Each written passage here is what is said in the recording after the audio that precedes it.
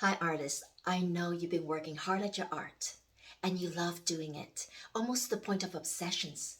Whenever you create, you feel you're destined to be a creator. And you're probably thinking to yourself, wouldn't it be wonderful if I can make art into a business? Today, I'm telling you that is possible.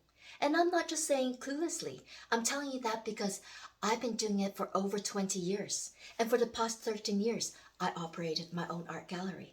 Now, if you're seriously thinking about making your art into a business, come and join my free workshop.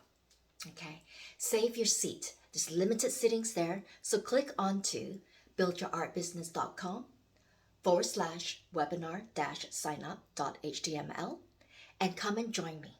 I will teach you 3 behind the scenes secrets to generating revenue year after year with your art collection.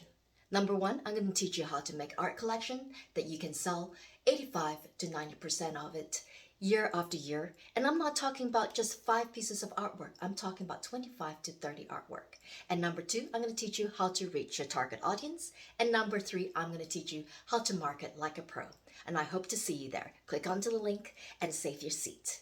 Thank you.